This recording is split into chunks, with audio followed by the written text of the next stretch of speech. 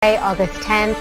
Thank you for being with us. I'm Christy Paul. And I'm Martin Savage, in for Victor Blackwell. Welcome back to our viewers in the U.S. and around the world. So this hour, the breaking news. Officials say Jeffrey Epstein, the multimillionaire, in jail on charges that he sex trafficked underage girls, has died by suicide. Epstein previously had been moved to a suicide watch unit after being found unconscious in his cell in July.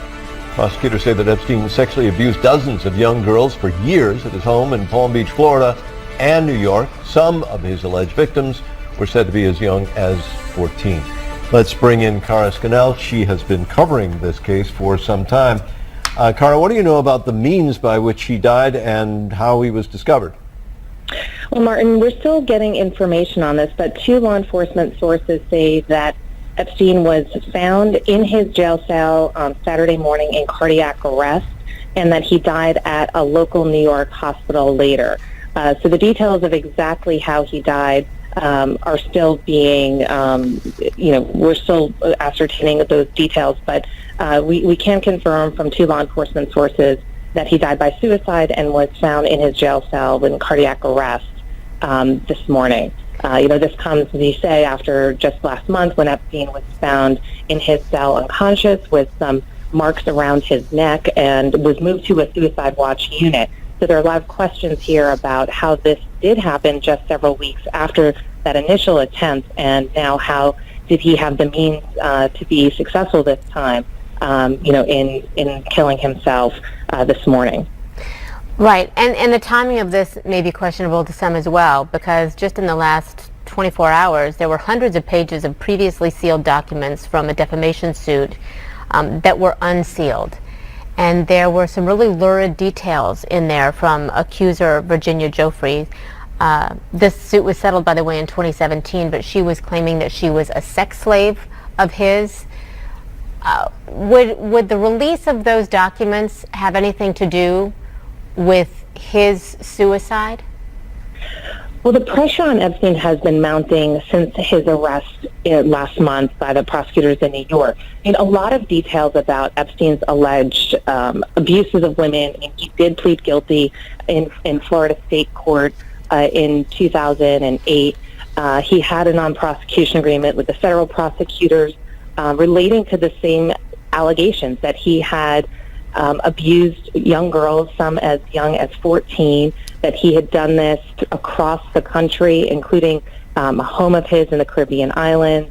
There are allegations that he had brought women on his plane to New York where he was charged. So while the ideas and some of these allegations about Epstein have been in the public domain, both in the criminal cases and then in a multitude of civil lawsuits brought by accusers, the attention with these criminal charges in New York has brought all of that back up to the surface. And then you have people coming forward. You've had these documents that are being unsealed. So the breadth of the scheme that Epstein was alleged to have been involved with, the sex trafficking scheme, has really come out in a lot more detail, in a much higher profile way, and in the post-Me Too moment where people are listening to accusers more. So the pressure on him was mounting. He was facing as much as 45 years in prison if convicted. The prosecutor said that they had heard from multiple people saying that they had, multiple people had come forward after they brought. Certainly was not going to get any easier for Epstein, and he knew that more information was coming out. More women were speaking up now. They felt that they could. He's such a powerful man. Prosecutors said he had, they suggested he had paid off people to stay quiet. So the pressure on him was mounting. He knew that, and he why it happened if he was placed on suicide watch. That's supposed to make, suicide, if that's what it is, difficult. But the other side of the Jeffrey Epstein story is the financial mystery. And one of my sources, the moment he went to jail, was very clear that Jeffrey Epstein had a lot of information on very powerful people. And you already saw just this week Leslie Wexner, the founder and chairman of the Limited Group, the enormous retail chain, coming out and saying that he had given Jeffrey Epstein power of attorney and had discovered in 2007 that Jeffrey Epstein had in fact stolen millions and millions and millions of dollars of him. That in turn asks the question, why did Leslie Wexner not go to the authorities at the time?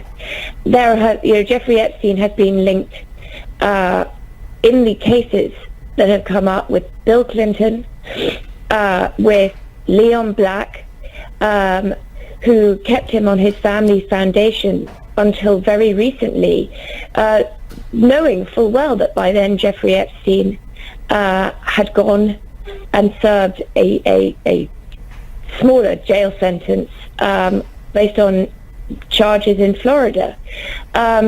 These all raise questions. What is it that tied these very powerful people to Jeffrey Epstein in the lawsuits that were unsealed yesterday? Yet again, it's not for the first time Prince Andrew's name has been raised as someone that Virginia Joffrey claimed Jeffrey Epstein asked her to have sex with him, and the palace denied it. But I think that what's always been fascinating about having Jeffrey Epstein incarcerated is who else could he potentially bring down. The indictment talked about a conspiracy, which generally tends to mean that other people are involved, and I think that one and more of my sources felt that the other people that could potentially lose a great deal if Jeffrey Epstein ever took the stand. Jeffrey Epstein, okay, so you're saying Jeffrey Epstein had a lot to lose. Are you saying, was he afraid of somebody? Other people had a lot to lose. I'm sorry, okay. I just wanted to make sure that I clarified that. Was Jeffrey Epstein afraid of anyone with all of this mystery, with all of these powerful people? Well, I think not being able to go, not getting bail was very significant for him. Cara talked about pressure mounting, because the moment he was stuck in jail, he was no longer able to continue to pay people, including sort of people like lawyers, household staff, people who over the years would have been loyal to Jeffrey Epstein, who, the prosecutors have been very clear that he has had a track record of paying off anyone he thought might talk about him. And I think that created a real jeopardy for him. His pilots were getting lawyered up. So that tells you that he must have been sitting there wondering who was, for the first time perhaps, who was going to turn on him. Do you believe, as some of the others we've spoken to this morning, that as a result of his death, there are likely to be a lot more people who come forward? Some may be victims, some may be associates, but now feeling that there won't be any retribution, their fear lifted? It's possible victims will come forward, but I think a lot of the people who would have whose names would have surfaced, whose connections to Jeffrey Epstein were more mysterious, will not, because why would they? Now that he's dead, what's the, well, I guess only if they come forward with possible civil suits. Is what somebody was talking about. I do want to ask you about your tweet this morning. You said, I tried to warn you about Epstein in 2003. Vicky, what does that mean? So that means that I wrote an article for Vanity Fair that was published in 2003. Nobody at that time knew who Jeffrey Epstein was. He was a mysteriously rich man who had a big, impressive Rolodex and had these parties where these very young women were in attendance, and many of them didn't speak English. And no one knew how he made his money or who he really was. The piece explained that he was not what he claimed to be. He wasn't a money manager for numerous billionaires. He had in fact been trained by someone who went to jail for the largest Ponzi scheme in American history prior to Bernie Madoff. What the police also discovered were that he did abuse underage women. And I talked to two sisters who both alleged they'd been abused by Jeffrey Epstein, one of them when she was underage. They were on record, their mother was on record. Other people in New York with considerable reputation and standing were on record. But Jeffrey Epstein went to see the editor of the magazine, Graydon Carter. And after that, I was told that Jeffrey Epstein was very sensitive about the women, and they ended up being cut out of my article. They were obviously extremely upset, as was I. And they said, I said, well, do you want to pursue this in a different avenue? And they said no, because this is exactly what we were afraid of, that we wouldn't be believed because he is the more powerful known figure, and who are we? This is exactly why, we haven't, it's taken us years to come forward at that point. Wow. They are two of the women who recently, one of them, Annie Farmer, was the one of the women who stood up at Jeffrey Epstein's bail hearing and recommended to Judge Berman that he not be given jail because it would prevent other victims from coming forward. Okay. Our sister Maria Farmer gave an affidavit about what happened in the Virginia Jeffrey case. Oh, okay. Vicky Ward, thank you so much for walking us through what you've learned and in your history of covering him. Thank you. We appreciate it so much. We have more for you regarding our breaking news coverage on the apparent suicide of Jeffrey Epstein. What happens to the legal case moving forward? That's a big question in many people's minds. Might anyone else be brought to justice? We'll see. We are continuing to follow the breaking news this morning. Multi-millionaire financier and convicted sex offender Jeffrey Epstein has committed suicide. Now, at the time of his death, he was awaiting trial and facing the possibility of 45 years in federal prison. CNN legal analyst Paul Callan and CNN crime and justice reporter Shimon Prokupecz is with us by phone. Gentlemen, thank you for being with us. Shimon, I want to go to you first. What do we know about how this happened? Because he had, according to reports, tried to commit suicide before. So you would think that they would have been, being in federal custody, they would have been very closely watching him. Yeah, you would certainly think that. And good morning, guys. This just should not have happened, right? Given this prior incident that we've all reported on involving him at the jail, there's going to have to be a lot of answers really for how this happened. He was probably the most high-profile inmate, at least that we know of right now, that's in that jail. This is the same jail that was housing El Chapo when he was on trial. Paul Manafort's been there. Bernie Madoff has been there. There have been some very high-profile defendants that have been in that jail, and they usually get special attention. And in this case, we know that he was getting special attention because of the nature of his charges and how high-profile he was. So this, for the jail, this is certainly should not have happened, especially given who he is. The other thing is, just for our viewers and for you guys, just to give you a little bit of a timeline, it was early this morning that there was first indications that there was a problem. It was around 6:30, 6:40 a.m. that the first call went out for an ambulance to respond to the jail for someone in cardiac arrest. And what I'm told is Jeffrey Epstein the hospital medical team was administering CPR. When the first ambulance arrived on the scene, he was in the medical office. So the jail staff had removed him from his jail cell and brought him to the medical unit where they were treating him. And after that, just a few minutes after that, he was taken to the hospital there in downtown Manhattan, and that is where he died, I'm told. All right. Paul Callan, I want to bring you into the conversation here. We know that the federal sex trafficking charges were filed against Epstein last month. You don't prosecute a dead man, I get it, but there were others that were being implemented here. So does the investigation continue?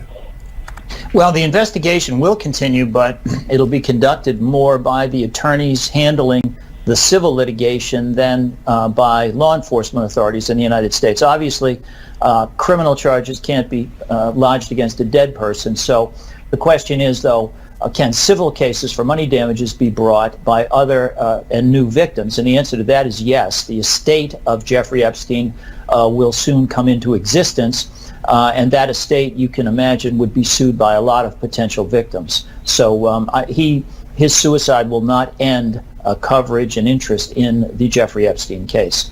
Paul, I wanted to ask you about something, a very good point that Shimon brought up, was how did this happen? Could there be a new investigation? Obviously, I'm assuming there will be, into how he was able to kill himself while in prison, while in custody. I think Shimon makes a great point, and I've had clients myself incarcerated there. This is one of the most important leading federal incarceration place in New York City for high-profile people. El Chapo was there for a long time. A lot of the terrorist cases that have been prosecuted in recent years, those terrorists have been held at MCC. What's especially surprising is when you have an individual who has made a suicide attempt, he is supposed to be placed on 24-hour suicide watch because he may try to kill himself again. And the reports we have now, of course, are that he hung himself this morning.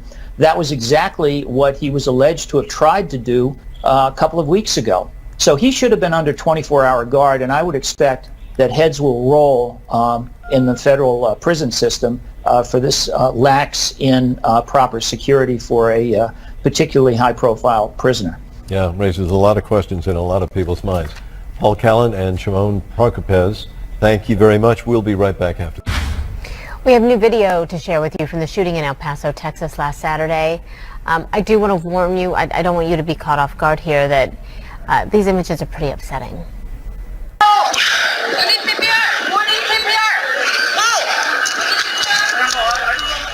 It's cell phone video there showing the Walmart parking lot just moments after the attack. You hear the people yelling for help, and there are people who are running from the scene. Victims are on the ground. It's tough. The man accused of killing those 22 people and wounding 24 others told police that he did deliberately target Mexicans. And sources say that Patrick Crusius specifically picked El Paso for the attack. He's been charged with capital murder. And about 30 minutes from now, a community march is going to be held in El Paso. The Census Bureau says more than 80% of the city's residents are of Hispanic or Latino descent, and they're worried that their community is being targeted for the color of their skin. CNN's Natasha Chen joins us now from El Paso. And how strong are those fears there? Well, we talked to one of the local organizers of this event today who said that a lot of people here locally are very afraid. He talked about his 3-year-old niece, I believe, who told her dad, please don't go out. I don't want you to get shot. So even small children are understanding the weight of what's going on. They understand that there is something here, this force that is making them the target of some hate here. And that is why these people want to come out today.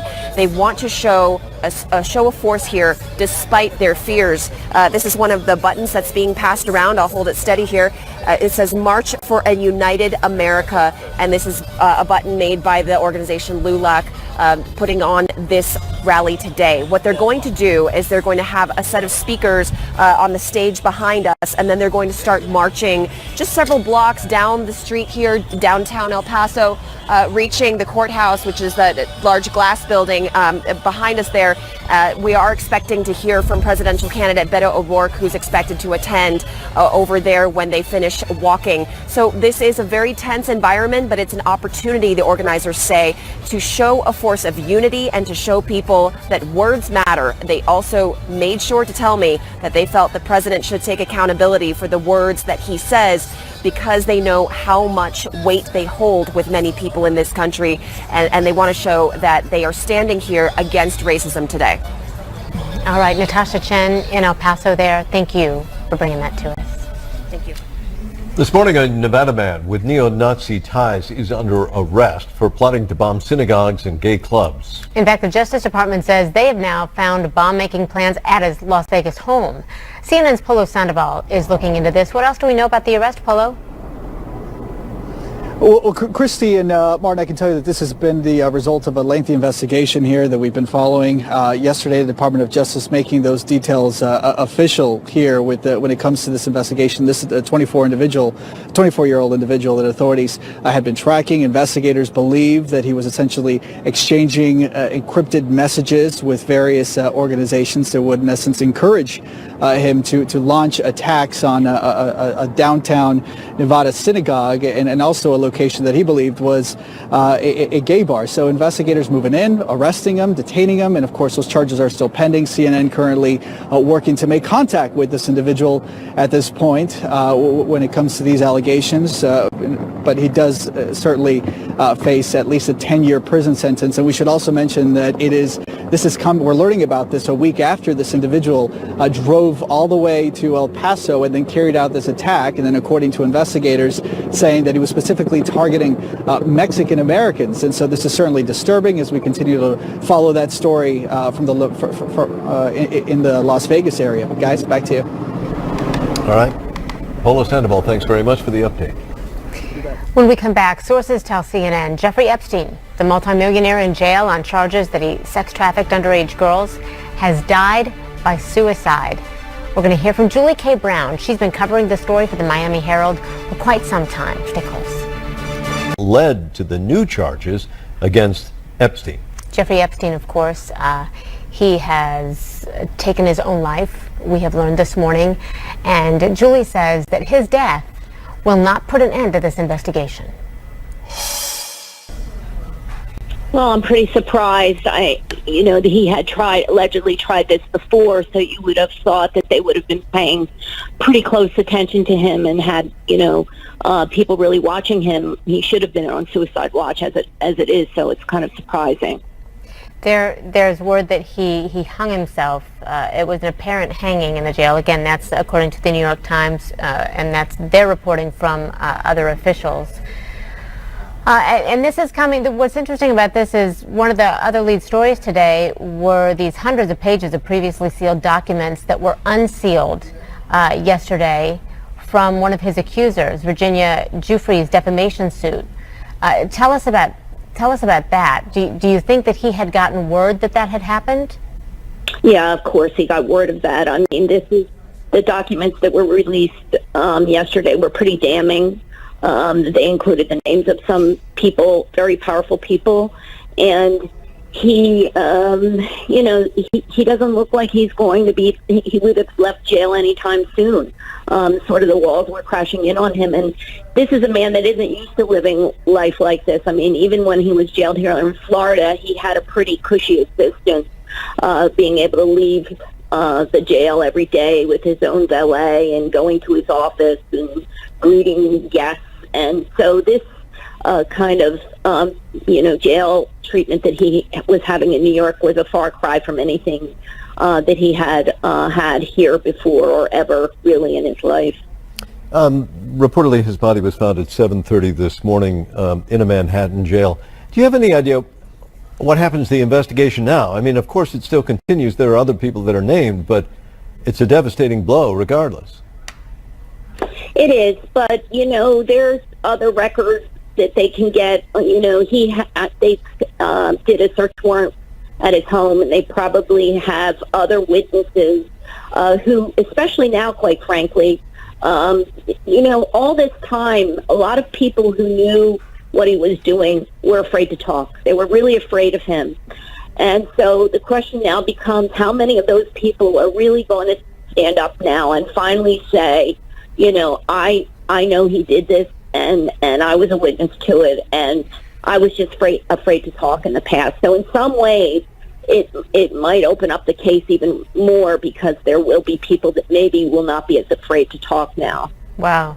Julie, you've done so much reporting on this, and all of the time and effort that you've put into digging into this story, what has surprised you most? I think what has surprised me most is that, that there were so many people. This was, he was almost hiding in plain sight. There were so many people that knew or suspected or saw things that were wrong. And, it's kind of upsetting to think that these girls were sort of almost, collateral to some people's careers, who kind of decided that this wasn't an important story or important enough of a crime that they should have pursued it or stood up and said, look, we've got to do something to stop him. Our thanks to Julie K. Brown, who was speaking with us there a short while ago. We're going to continue to monitor that story, bring you updates as soon as we get them, and be sure to stay up to date with all the top stories right now at CNN.com. And we want to switch it up a bit. Honeybees, which have been crucial. And CNN political commentator Alice Stewart, a Republican strategist. Ladies, always so good to see you. Thank you so much. Let's listen together here to a couple of things. First of all, President Trump back in February of 2018, what he said about gun laws then, and what he told Representative Sherrod Brown just this week on Wednesday. We're going to be very strong on background checks. We'll be doing very strong background checks, very strong emphasis on the mental health of somebody, and we are going to do plenty of other things. It's not going to be talk like it has been in the past. It's been going on too long, too many instances, and we're going to get it done. I asked the president to promise to me and to the American people that he will sign that bill after he's spoken out in support of it with Senator McConnell. He was only said that we will get things done. So we're hearing the same verbiage from the president. We will get things done. The problem is there was a year and a half in between both of those statements. Alice, what is the Republican common sense strategy to this, and really, do we know where the president stands? We do, and he's made it quite clear in the last few days that they are having serious discussions, and the Republican response to this is let's look at meaningful ways to control crime and not just control guns, and they are making progress. I have an op-ed on CNN today where I really think it's important for us to seriously look at making some changes. I'm an NRA member, I'm a gun owner, I strongly support Second Amendment rights. Many other Republicans here in Washington feel the same way, that it's time to take some action. They are looking at these red flag laws, which are critical and will go a long way to addressing many of the issues that are dealing with these mass shootings. And it's not just about the guns, it is about looking at ways to prevent people that are a threat to themselves or others. This allows family members and the police to appeal to the courts and slow down the weapons process for them to acquire weapons, but also considers the mental health aspect of this. This is something I say can and should be done on short order, and looking at the background checks, expanding and making those more critical in the weapons access process. These are things that need to get done and can be done, and the president has says he's in favor of these measures. It's just a matter of making sure the NRA has concerns about making sure protections for due process are in place and does not infringe on overall Second Amendment rights. But I do see that we will make some progress. Maria. I hope Alice is right. The problem is as you pointed out earlier, Christy, is that the president has said those exact same words before. And then what ends up happening, he has continued conversations with the NRA, and he kowtows to what they want, which is absolutely no change, no additional gun safety laws, no additional restrictions on anything. And the problem is the president said the right things in terms of wanting to do something meaningful on background checks.